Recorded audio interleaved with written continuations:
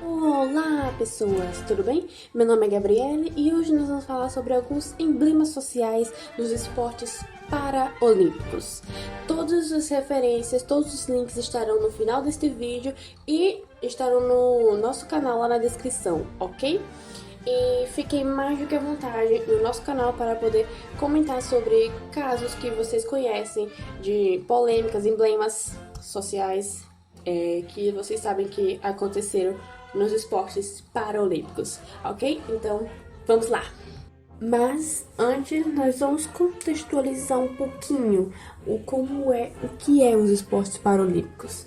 Bem, eles foram praticados pela primeira vez em 1960 em Roma. Lá foi realizada a primeira Paralimpíada, porém esta modalidade foi originada na Inglaterra, com uma competição esportiva de deficientes físicos, na qual o objetivo era reabilitar e estimulá-los fisicamente e emocionalmente por se machucarem durante a Segunda Guerra Mundial. No esporte paralímpico há várias modalidades, porém a mais destacada é o atletismo, com a participação de atletas com deficiência visual e física. Há também o basquetebol em cadeiras de rodas, futebol, levantamento de peso, judô, natação, tênis de mesa, ciclismo, hipismo, remo, tiro com arco, voleibol sentado, entre outros. Nos Jogos Paralímpicos de Inverno, os esportes praticados são biatlo, esqui alpino, esqui cross-country, hóquei sobre trenó, tiro e dança esportiva. E os jogos praticados nos Jogos Paralímpicos de Verão são bocha, esgrima em cadeira de rodas, goalball e judô. Os esportes paralímpicos têm como objetivo de igualar as capacidades e limitações técnicas de cada um de acordo com a categoria. São divididas em 6 categorias: atletas com paralisia cerebral, atletas com lesão medular, atletas que sofreram amputações, atletas de deficiência visual, atleta com deficiência mental e o les autres, que é um termo em francês para outros, que esses outros compõem os atletas que não se incluem nas categorias mencionadas. Agora sim nós podemos ir realmente para o foco do vídeo. Então, vamos lá. No dia 24 de abril desse ano, 2019, ocorreu a reclassificação internacional obrigatória, um procedimento de análise para os atletas com deficiência funcional na reclassificação em normas aprovadas pelo Comitê Paralímpico Internacional. Estas normas sofreram alterações desde o ano passado, gerando inúmeras controvérsias. E só uma observação. A natação paralímpica ela é dividida em classes. Vai desde a S1 até a S10. Então, conforme a deficiência é um pouco mais complexa, aí ela vai indo para os níveis mais baixos, por assim dizer. Tipo, o S1 é o que possui o nível de deficiência maior, por assim dizer. E o S10 já é o contrário. Ok? E dentre as consequências dessa reclassificação, temos que André Brasil, um dos maiores nomes da natação adaptada nacional, que teve paralisia infantil na infância, tendo uma perna mais fina que a outra e evidente diferença de força entre as duas, foi considerado fora do padrão da classe S10, a mais alta das classes funcionais. É como dizer que André não tem qualquer deficiência e só pode competir na natação convencional. Ele foi considerado inelegível para competir nas provas de nado livre e costas, suas especialidades. Ele ainda pode competir no nado peito. Ele é retirado do movimento com 3 recordes mundiais em vigor. Os dos 50 metros, que ele teve um recorde de 23,16 segundos desde 2012. dos 100 metros, 50,87 segundos desde 2010, e dos 200 metros, 1 minuto e 54 segundos. O nadador não esconde a revolta com o resultado do exame. Após passar pelo chamado teste de banco, onde é examinado por um fisioterapeuta, ele teve sua parte técnica avaliada na piscina. Ali, foi reprovado. O que foi dito para mim é que uma mínima proporção do tornozelo me daria um ponto, que foi o que me tira das provas. Fui considerado apto para nadar a prova do peito e me tiraram a oportunidade de competir nas outras provas. Mesmo que gere proporção, natação não é batida de tornozelo, contestou André. Ele já passou por uma experiência parecida em 2005, quando também foi reprovado no exame. Na época, entrou com recurso e foi reavaliado 7 meses depois, quando foi aprovado. O esporte de alto rendimento degrada o meu corpo. Se eu comparar o exame feito 14 anos atrás com o de agora, eu sou mais eficiente do que era antes. O que mudou hoje dentro do esporte que era diferente 14 anos atrás para eu estar fora? Se eu estou fora hoje, deveria estar fora lá atrás. E o que falo para quem investiu em mim? O que falo para mim mesmo? Que me doei, que abdiquei de tanta coisa? Questiona André. Em nota, o Comitê Paralímpico Internacional explica que os nadadores são considerados inelegíveis se não podem ser alocados nas classes S1 a S10, que era de André. Os comitês paralímpicos nacionais estavam de acordo que mudanças no sistema de classificação da natação eram necessárias para garantir a integridade da competição. O novo sistema de classificação não pode ser comparado com o anterior. O modo que os atletas são avaliados pelos painéis de classificação mudou. O Comitê Paralímpico Internacional se solidariza com os nadadores afetados por essas mudanças e o impacto que isso pode ter em suas carreiras, diz a nota. Daniel Dias, o maior nome da natação paraolímpica brasileira, com estes novos critérios, já viu 5 de seus recordes mundiais, 50, 100 e 200 metros nado livre, 50 metros costa e 50 metros borboleta serem quebrados por nadadores que pertenciam a classes superiores e foram rebaixados para a classe S5.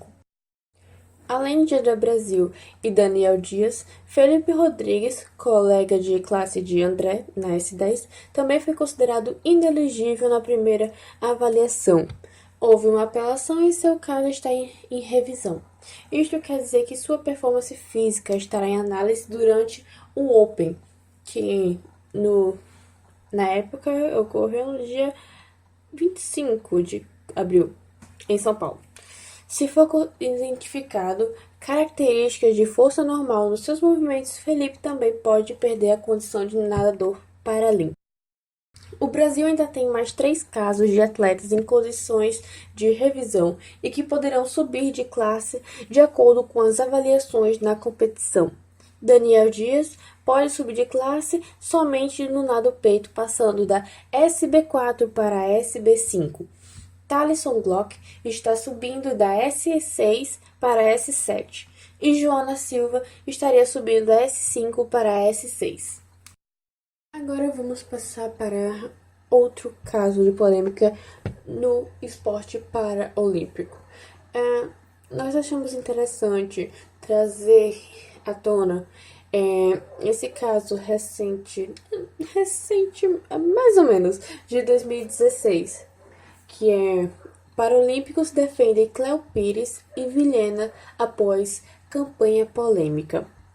Representados na campanha publicitária da revista Vogue pelos atores Cléo Pires e Paulinho Vilhena, os atores paralímpicos Bruno Alexandre, tênis de mesa, e Renato Leite, vôlei sentado, saíram em defesa dos globais, que acabaram sendo alvos indiretos de críticas nas redes sociais. Na ação, Vilhena e Cléo estão em fotomontagens onde ele aparece com a perna mecânica, de Renato, enquanto ela está com um dos braços amputados, de Bruna. Na opinião de alguns críticos, houve uma incoerência em querer dar visibilidade aos atletas colocando atores não deficientes como estrelas de um ensaio. Para Renato Leite, porém, A campanha ajudou a atingir um público que não tem muito conhecimento sobre os esportes paralímpicos. Para mim foi sensacional a campanha, uma baita ideia de poder propagar cada vez mais o movimento paralímpico. Faz com que outras pessoas possam conhecer o nosso espírito e que possamos mostrar nossa representatividade em termos de resultado. Foi sensacional. Na minha opinião, foi uma penetração perfeita dentro das pessoas que não conheciam esse movimento, declarou ao UOL Sport. Bruno Alexandre acredita que a participação dos atores, que também são embaixadores dos Jogos Paralímpicos, ajudou no aumento de vendas de ingressos que estava baixo. Foi um incentivo para nós. Graças a eles, foram 1 milhão de ingressos vendidos até aqui, disse ela. Agora vamos colocar o vídeo em que Cléo Pires desabafa sobre essa campanha polêmica. Eu tô um pouco passada com a hipocrisia dos comentários que eu tô vendo das pessoas, assim, em relação à campanha das Paralimpíadas. Eu acho que as pessoas não entenderam que eu e o Paulo estamos representando 2 atletas paralímpicos, a Bruna Alexandre e o Renato Leite. A Bruna Alexandre não tem um braço, o Renato Leite não tem uma perna. E para representá-los, nós temos que photoshopar um braço e uma perna. Essa campanha foi endossada pelo Comitê Paralímpico Brasileiro e pelos atletas paralímpicos brasileiros. A gente trocou com eles o tempo inteiro. Essa campanha é para eles, então, assim, eles gostam. Se vocês não gostam porque vocês são hipócritas, isso é um problema de vocês. Inclusive, a gente conversando agora sobre essa repercussão, e eles estão muito felizes porque nunca tiveram tanta visibilidade. Então, muito obrigada. Outro ponto interessante dos comentários é: eu não tenho como representar uma pessoa que não tem um braço se eu não tirar um braço no Photoshop, gente. E concorda que seria hipocrisia minha não respeitar o fato da pessoa não ter um braço? Quer dizer, só porque ela não tem um braço eu não posso representá-la como ela é? Ou qual é o argumento? Só porque ela não tem um braço eu não posso representá-la sem um braço e glamourizada? Eu não entendo o fundamento desse argumento. Era o atleta paralímpico que tinha que estar na campanha. Existe um segundo passo da campanha, que é expor os atletas que estão sendo representados, que é esse passo agora. Fora isso, já houveram outras campanhas feitas pelo Comitê Paralímpico com revistas e com marcas, e nós, como embaixadores, emprestamos a nossa imagem justamente para gerar visibilidade. E é isso que a gente está fazendo, meu Deus. Deixando esse assunto de lado, vamos passar para o próximo caso. A matéria é: entenda a polêmica sobre o tamanho de próteses na Paralimpíada. Essa matéria é de 2012 e temos que a primeira grande polêmica dos Jogos Paralímpicos, que envolveu o brasileiro Alan Fonteles e o sul-africano e campeão mundial Oscar Pistorius, no último domingo, polarizou Londres em torno de um tema ainda cercado de dúvidas. Qual é o tamanho máximo permitido para as próteses dos corredores? A controvérsia surgiu logo após a vitória de Fonteles na final dos 200 metros rasos, cujo recorde era detido por Pistorius, considerado até então o bioamputado mais rápido do mundo. Alan Fonteles, que ultrapassou Pistorius nos instantes finais da corrida para conquistar o ouro paralímpico, foi acusado pelo sul-africano de ter a sua altura ajustada em 4 polegadas acima do permitido. O sul-africano também reivindicou que o Comitê Paralímpico Internacional discutisse o tamanho legal das próteses. O comitê discorda, afirmando que a vitória foi legítima. Segundo a organização, todos os competidores tiveram suas próteses auditadas antes da corrida, de acordo com o manual de classificação. Existe um formulário de regras complexas que definem o limite da altura das lâminas que compõem as próteses. A proporção é regulada de acordo com a altura do atleta amputado. O guia do comitê do ano passado determina uma fórmula detalhada para o cálculo do tamanho das próteses e leva em conta características anatômicas, dimensões e outros fatores. Apesar de os cálculos minuciosos que orientam o manual de classificação do comitê, sempre há espaço para debate. O argumento de Pistorius é de que tal metodologia está errada ou que a letra da lei não foi imposta. O sul-africano, que detinha o recorde mundial da modalidade, 200 metros rasos, disse que, embora haja um procedimento padrão de checagem das lâminas protéticas antes da competição, os fiscais raramente fazem a medição na sala de espera. Ao fazer tal declaração, Pistorius teria dado a entender de que as lâminas diferentes poderiam ser adicionadas à prótese após a inspeção.